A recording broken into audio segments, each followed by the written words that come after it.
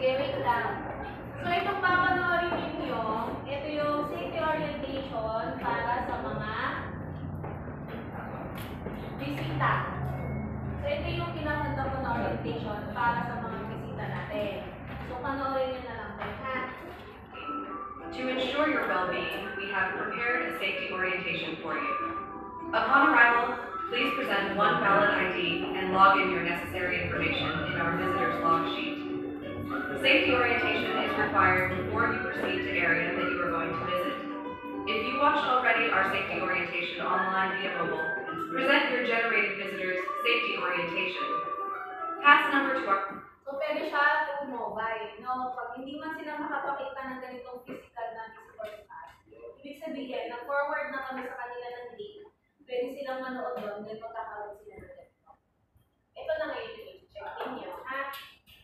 Okay. For the issuance of individual visitors. Safety pass that is valid for 6 months.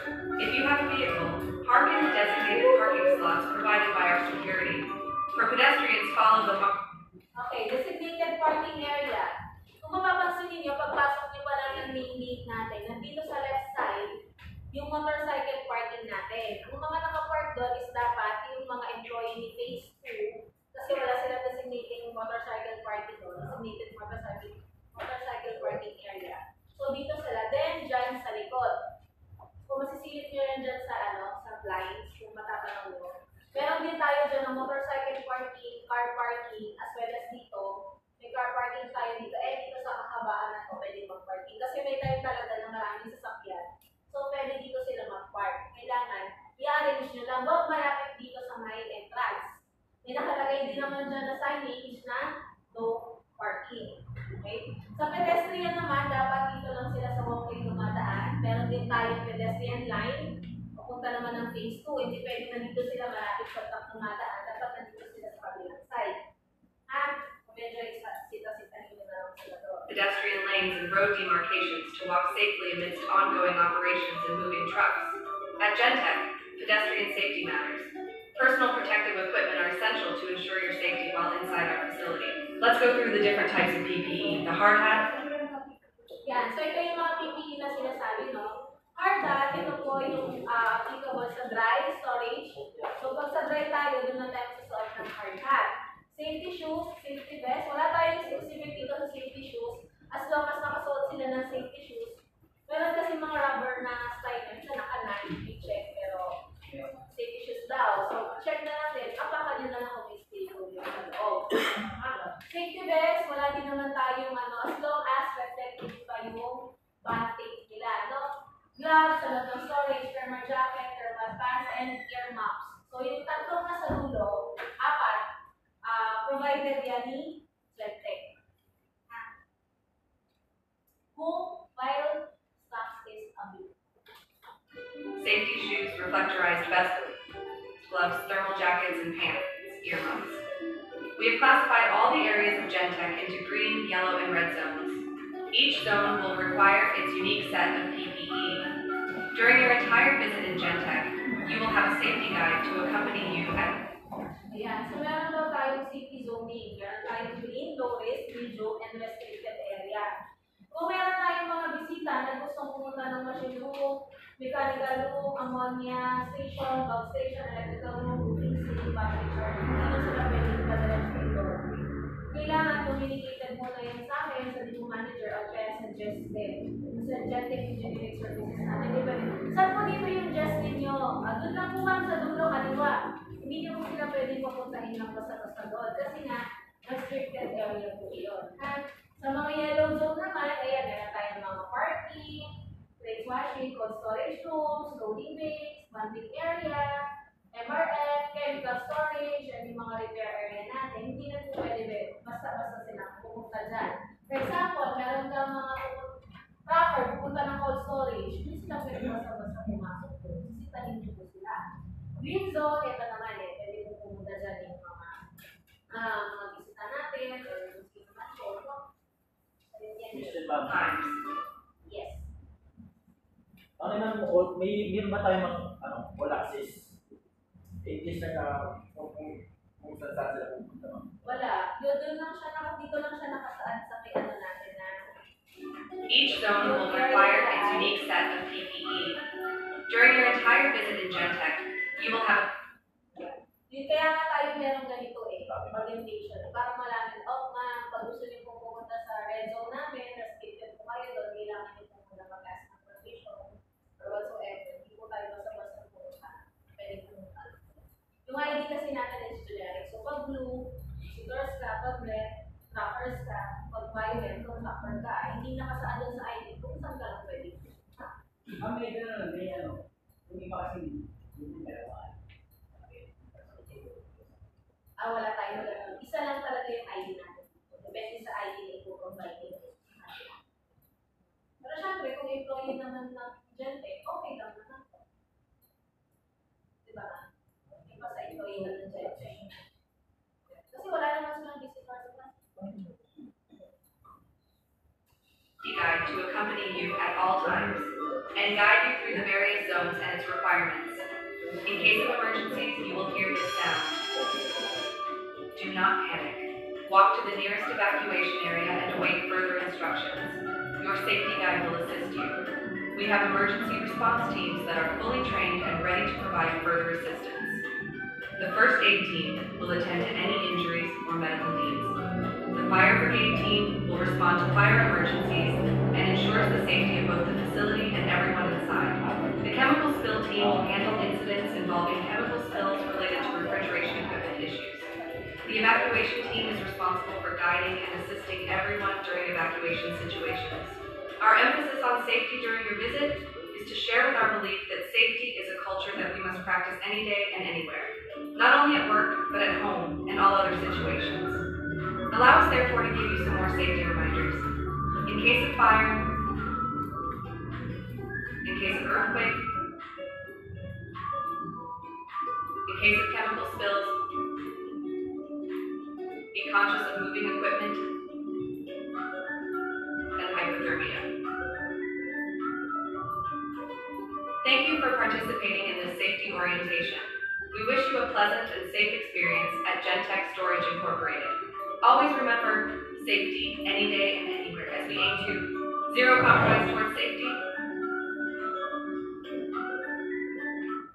Go to Gentech Storage. Ganun lang kabilis lang yung safety orientation. Mag-run lang siya ng mga 3 minutes lang para sa safety orientation para sa store. Ipanood ko na din sa inyo yung safety orientation naman para sa mga rapper.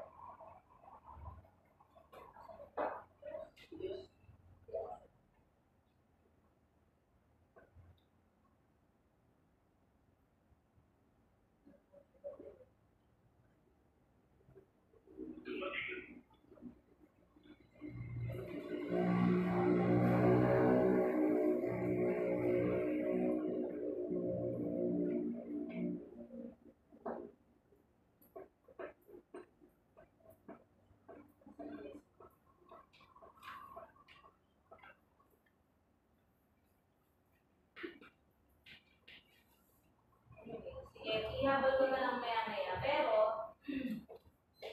actually, ganito lang din yung format niya. Bigay ko na lang din ko sa example. Sige. Check nyo na lang din to. May dalawang klase tayo ng violation ticket. So, meron tayong transport, meron tayong cold storage operation. Cold storage, ang gagamit nito is yung mga physical. Okay? Si transport naman, ang mga gagamit nito is from landscape, roving, meter, or even COIC or SIC. Ayan. Depende kung saan nung gagaling yung violation. So, ang kailangan nyo lang ilagay dito is yung date, anong oras, ang gamitin natin military time para tayo lahat dito military time gamitin natin. PM na natin. Employee's name, ilang taon na siya, ano ba position niya? Siya ba ay helper, driver, employee ba siya, item handler ba siya, checker ba siya, or contractor ba siya, or siya ba ay ano ba? Trapper's name, kung anong pangalan po ng tracking company nila, since ito ay transport or sa transport. Ito naman, date hire kung sila ay employee. Kasi yan, employee's name, edad, anong position nila, date hire. Name ng company, ano bang company nila. Pag under agency tayo, ilagay niyo po yung agency like Starboard, Expertise, sa loob yun ha. Name ng supervisor on duty, kung sino man po yung supervisor na nag-oversee sa kanila. Name of supervisor on duty, ito kung sino po yung supervisor na naka-duty nung nakita niyo po ito. No? Tracker's name, kung anong, for example, mga Tugo, mga Waseko, mga ganun. Name of company nila, for example, ano bang kliyente sila, ano kliyente ba sila, AR ba sila, Food Spirit, ganyan. Then, i-slash na dito sa tracker, o kahit dito, no, kung saan daw sila gumawa ng violation. Yung plate number, kailangan ko yung plate number kasi ito yung plate ko yan. Pag i-encode nyo rin yan, kasi kung meron man kayong, ano, nag-encode ba kayo doon?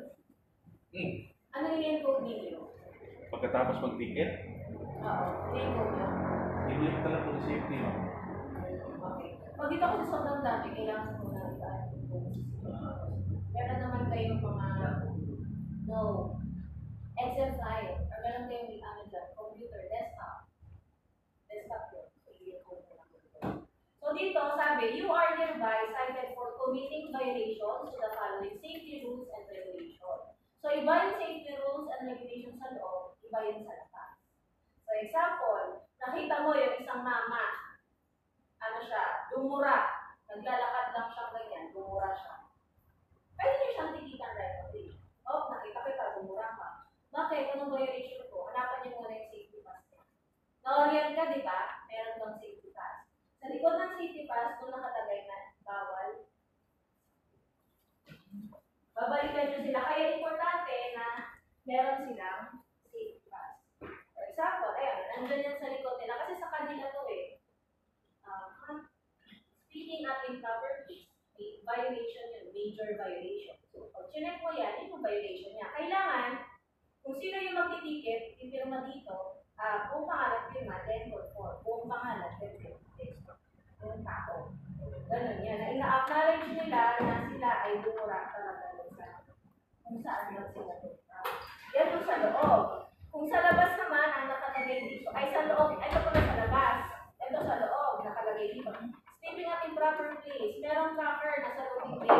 Nakatulog na siya, nakagano. Iniisip mo siya, ay hindi nagawa mo. Wala pa akong track eh. So kung ikaw wala kang transaction, nasa loading bay ka ba dapat? Nasa track ka or nandun ka sa tracker's lodge. So hindi ka pwedeng pumunta sa loading bay, magpapalamig, tapos doon daan ko. Doon ka matulog.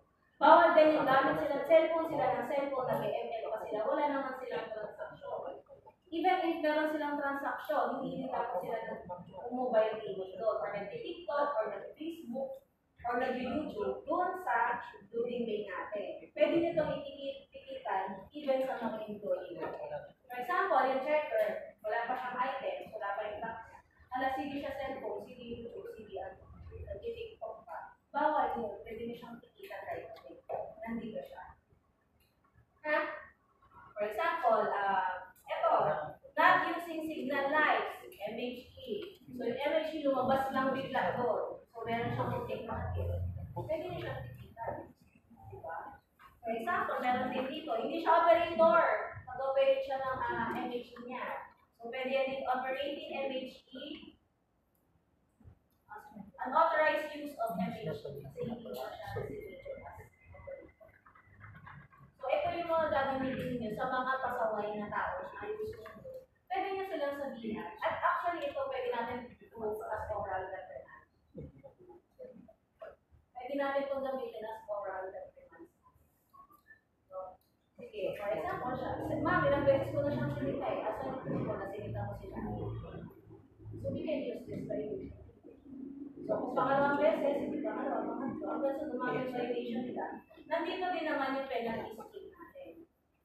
So dito sa penalty scheme, alam din nila yon kasi dala-dala nila to. Babasahin lang nila. Kaya dapat sa mga tracker natin, nasa yung safety pass mo. Kasi dito sa safety pass, pwede natin silang balikan. So safety pass mo, overspeeding ka. Ang speeding lang natin dito is 580 na.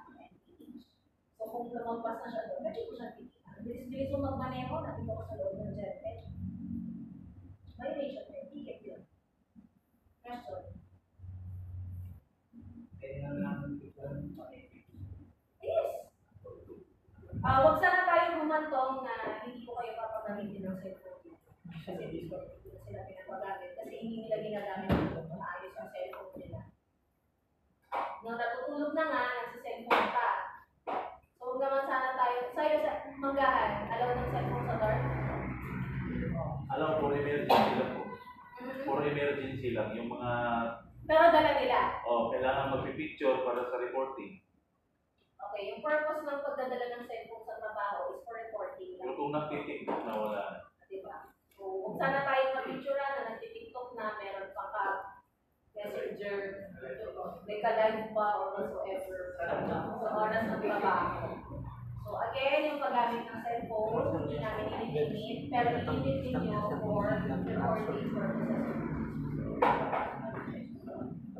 So, question. Question. Ito na daw si Nancy.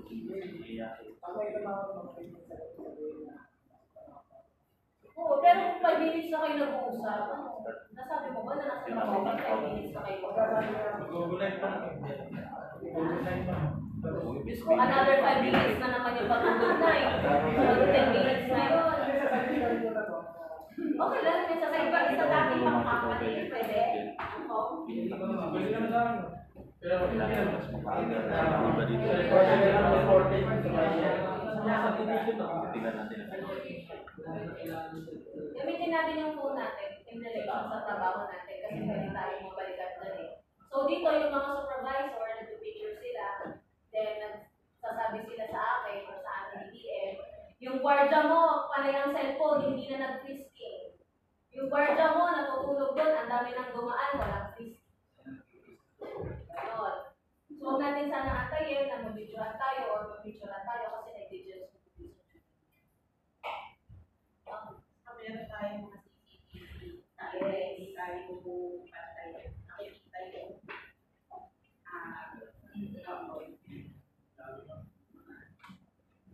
Yun. So, yung doon pala sa sa violation ticket, question, kung ayaw i-acknowledge nung tinikitan mo, ilalagay nyo lang doon refuse.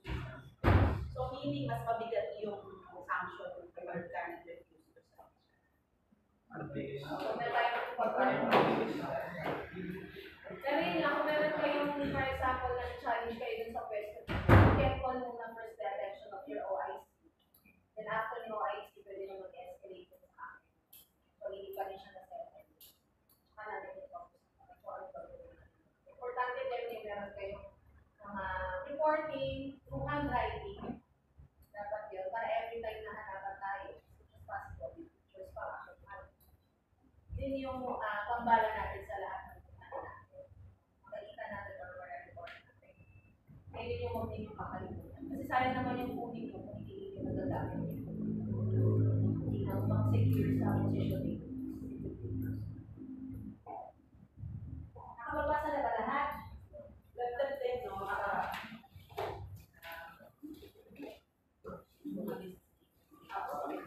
Mabigagdag ba lang ang Yung mga, diba, meron tayong mga hindi pa papasukin. Halimbawa, meron tayong mga hindi allow na pumasok dahil non-compliance. non-compliance, o kaya naman, maraming aspect, diba? Na hindi yung mga hindi masunod ng requirement natin.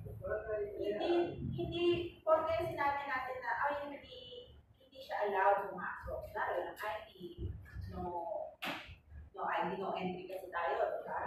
So, hindi tayo ang final decision. Yes. Ang magkaano ba rin yan is inform yung immediate admin nyo. And then, people management ang huling may salita. Siya yung pag-decide kung ano yung gagawin. So, halimbawa, kung mapapasunod ba, pero may mga ganitong grounds, yung mga ganyan, no? So, mga ganon. Basta hindi po tayo yung last na magdidesisyon. Sabi kasi dun sa orientation namin, bawal pumasok, kaya hindi na mapapasok talaga. Hindi po, no? At doon na lang din yung bawal pumasok. Huwag po tayo magpapaulit. Sasabihin lang natin po, bawal ka lang pumasok, huwag ka lang pumasok. Ngayon, huwag niyo sasabihin na pinauwi kasi pwede pa kayo mabalikan. Pinauwi ako ng guardian mo. Parang ganun. So, dapat, meron tayong customer service. Number one yan naman sa lahat ng security, di ba? Customer service, pagkakaan tayo talaga ng pasensya. Pag nangyayari niya sa akin lang, gano'n lang, bayad pa. Kasi ma'am, binigyan sa akin pa. Teka po, ma'am. Tapos, kapag naman ma'am, 3 p.m. ma'am, sumating yung bayad dun ma'am, pipick up sila, 4 p.m. na. Tapos, sabi niya, kasama natin. Sabi niya, sir, Siguro na sa akin, may minimum pong binababagay sa education. Sir, sabihin niyo na lang po doon sa taas, sir. Tapos hindi nagsabi sa taas na bumuwi. Tapos, ano sa amin, ma'am? Tulog na po doon sa Lopez, ma'am. Na pinauwi namin na po, di ba? Ganun na po. Ano po bang Dito naman buti, ang opisina ng kapitna. Ito lang naman ang opisina. May radyo kayo, may radyo naman sila, pwede i-ano na yan. Pero syempre, during night time, dapat make sure nyo na ng-coordinate yung supervisor ng kapitna. Sinong duty supervisor? Oo, di ba? kasi Yun dapat yun. meron pa tayong susunod na policy na ganyan. Halimbawa, katulad mo na may cut-off. Ganyan. Pagdating kasi sa kliyente natin, may nagpapalit talaga. Pero kailangan, hindi tayo yung mag-decide. I-coordinate ni supervisor yan din sa kliyente. Kasi meron tayong mga kliyente na kapag hindi yan, kapag hindi yan na-pick up, i-charge sa atin. Yun. So, yun yung mga iiwasan natin. Kaya hindi tayo dapat mag-decision. Yung sa amin kasi, sa branch namin, sir. Ano yun? Baka makinig sa taas, ma'am. Kasi mga Ay, sabi ni Sir Cox, ay sabi ng manager, sige lang, ay tuwalan ka. yung supervisor na, okay siya sa ngayon kasi binapat na sabi niya, hindi na yan bawal na yung